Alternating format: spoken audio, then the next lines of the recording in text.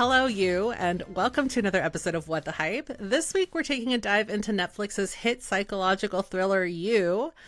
Joe Goldberg is actually set to make his big return to the streamer for the series' fifth and final season, and we're actually recording this on the eve of that premiering. But before we sink our teeth into the final season, we're going to spend some time tonight reminiscing on the past 4 seasons of the show. I'm Pam, and I'll be your host, and I'm here with Laura and Micah. How you guys doing? Hey, Pam. I'm doing pretty well. I was just getting all caught up over the last couple of days and kind of recapping and getting ready for this discussion. And man, this show is a crazy ride. And to be honest with you, I don't know why I hadn't thought about us covering You until we just brought it up a couple of weeks ago. But it makes total sense. It's so fun. I can't wait to talk with y'all about it because there is just so much to enjoy about it in like a train wreck kind of way. Like you can't look away. Yeah, it's like deliciously bad. Mm-hmm. Yeah, That's a perfect way to describe it. And I actually really enjoyed this 17-minute recap. Whoever put this in here, Pam, I'm guessing it was you. No pun intended, or maybe. But It just to go through everything that Joe has done over the course of the first 4 seasons, and what's great about it is it's narrated by Joe himself, so there's a little bit of added value with him doing that. But it brought back some memories for sure. It got the wheels turning again for me for this series. Yeah, they've packed so much into the last 4 seasons that I think recap was definitely merited. So it was great that Netflix was able to put that together for everybody. So for anyone who's uninitiated with You, we're just going to give you all a quick little summary of what the show's about. And then leading into the discussion on this episode, we will be spoiler filled. So we'll be talking about the entire series through season 4 since season 5 isn't out yet. So again, this is just meant to be a fun little look back on the season or the series as a whole as we lead up to the final season.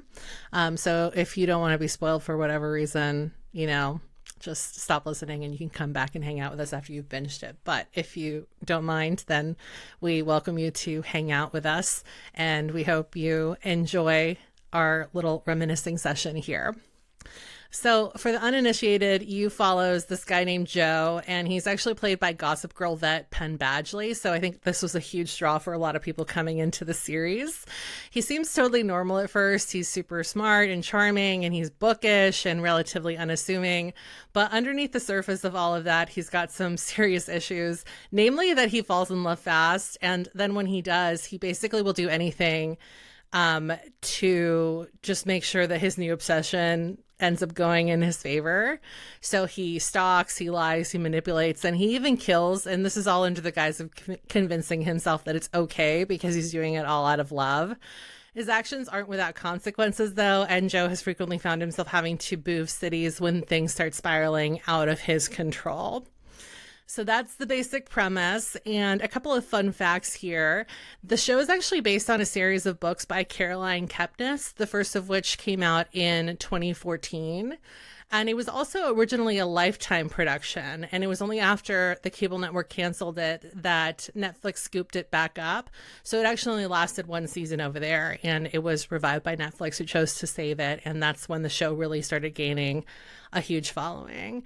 And Micah, you also have another fun fact that you wanted to let us in on here, right? Yeah, I was surprised that some scenes from You were filmed not too far from where I live in Long Beach, New York. And there's a bunch of articles out that obviously the local media were very interested in covering this, but the location that I'm most familiar with is this diner that is actually not too far from where I live. And they went in and they filmed a bunch of scenes in there. It's also mentioned they filmed down in Point Lookout, which is kind of at the other end of the barrier island that I am on. And so there might be some scenes in a beach house or on the beach coming later on in the season for season 5. But now I'm curious to see, where does the diner actually show up in season 5 of You? That's super cool. It's fun that they film on location too, because I think these days most stuff is done in a studio. So it's cool that they're actually filming in the places that the show takes place in. And that's one of the things that we'll probably talk a little bit about this when we talk about our favorite season, but with the first season in particular of You taking place in New York, there is a lot of the nostalgia factor, at least for me. There's a lot of familiarity, and I think I'm naturally therefore drawn to shows and or seasons of shows that take place where I grew up, more or less, right, living in the New York metro area. And so it's cool to see Joe popping up in all these different places. Yeah, it's always a really interesting, like, cultural touch point when you get to be the person in the audience being like, hey, I've been there. I know that place. Where he's like being super creepy and stalkery right now. I've definitely walked down that street before. Could have been you, Laura. Yep. Not me. That's you with Unsolved Mysteries, right, Laura? That is me with Unsolved Mysteries. That's a piece of show lore, in that there was a missing persons case that was very high profile in the town that I grew up in North Georgia. And it actually ended up being on one of the more recent seasons of Unsolved Mysteries. And then everyone in my life was texting me being like, your hometown is on Unsolved Mysteries. And I'm like, yeah, I know. I remember that case very well because it was so high profile at the time. But anyway, I feel like that was kind of an on-topic tangent for us, because if this show is about nothing else, it's about murder. Right. And also about the fact that, like, we all just give out so much information about ourselves that this could really happen anywhere. And maybe we'll get to that a little bit as we move into our discussion. So with that in mind, I wanted to ask you both, when you first started watching the show and what was it that initially drew you in? I personally started watching when it was still a Lifetime series, but there were a couple of episodes out already. So I was just like binging this late at night. And I feel like that's why I didn't think it was too crazy, because I was looking at it through the lens of it being a Lifetime original. And Lifetime is just known for batshit programming, right? You know, that's like the home of the Craigslist killer, for example. So I think that like a lot of it made sense from that lens, but I could see how, you know, somebody popping into the show thinking that it was a Netflix original would think that it was absolutely insane. Yeah. I mean, it is insane, but like we talked about at the top, kind of in a good way. To the point actually where my dad watches this. My dad got very into You. And that, I think, speaks to the fact that this show does have something for everyone. And what I think is kind of special about it is it's taken a show format and like a demographic that would typically predictably be overwhelmingly female, of a certain age bracket. And I think You, for some reason, is accessible to a lot more different people.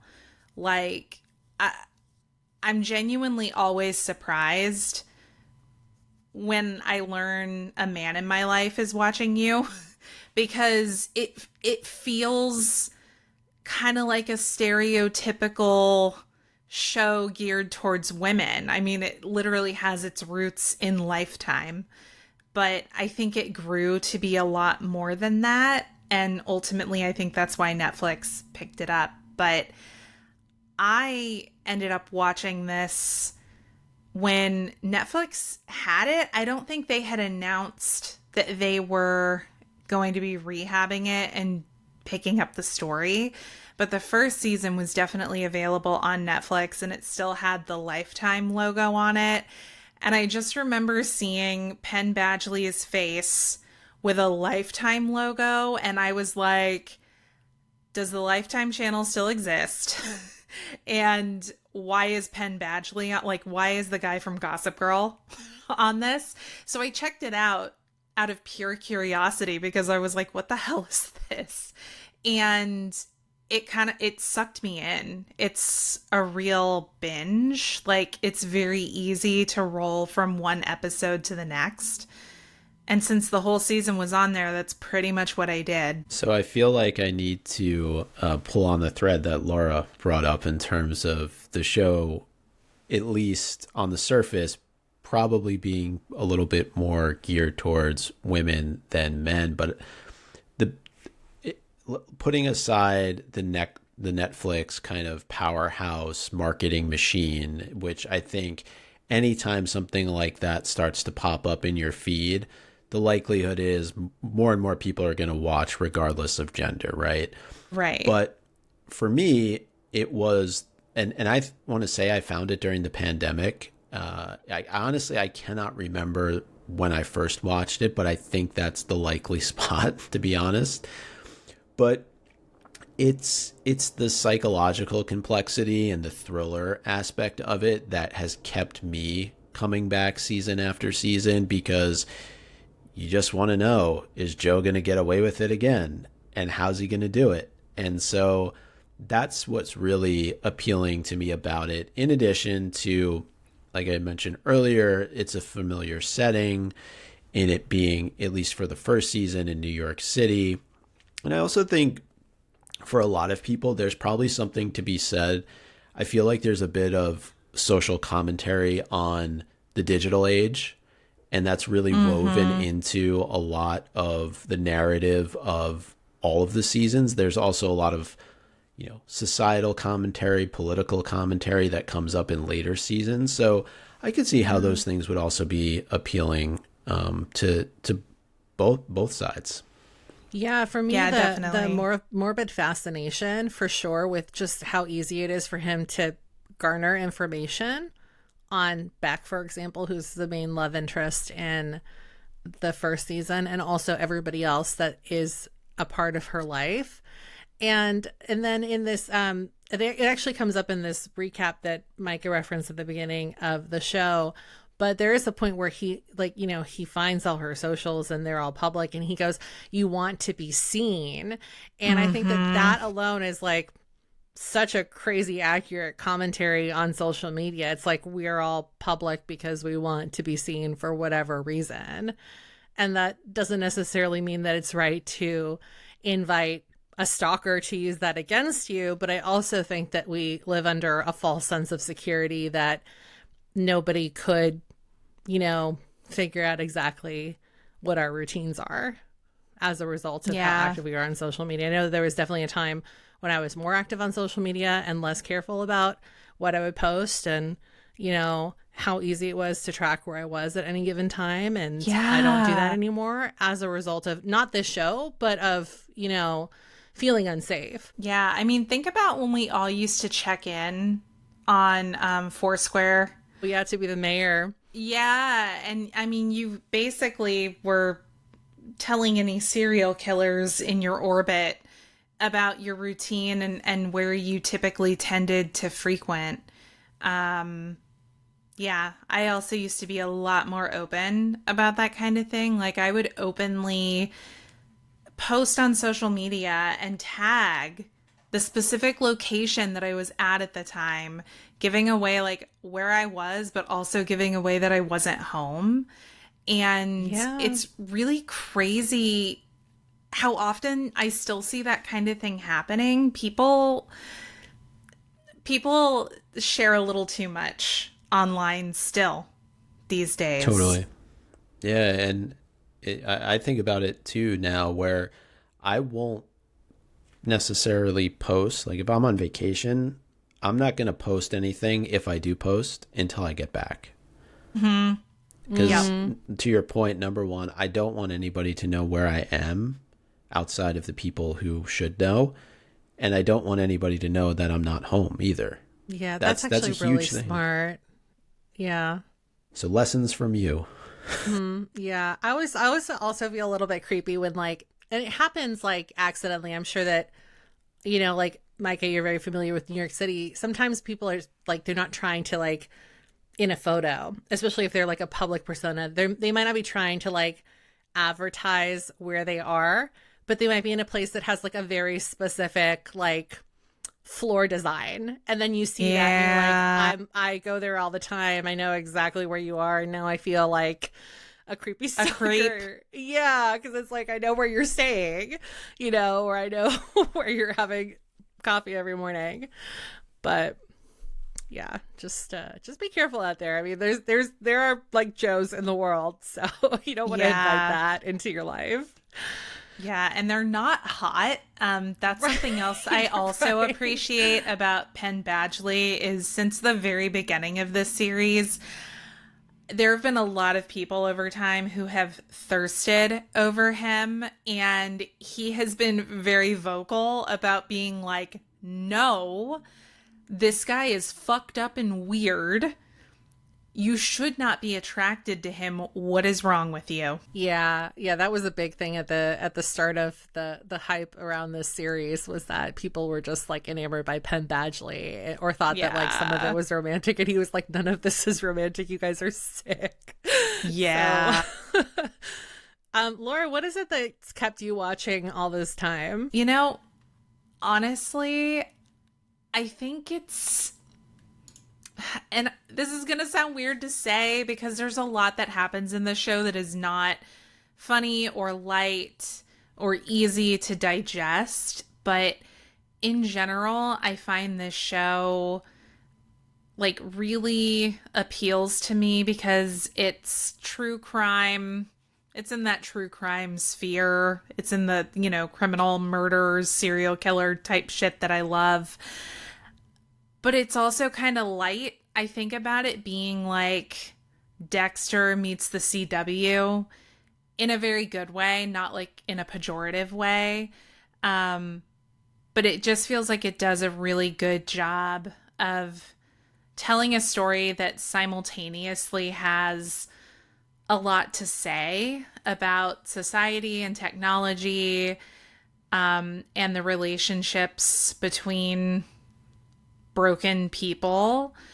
I think as well, it has a lot of commentary on gender too.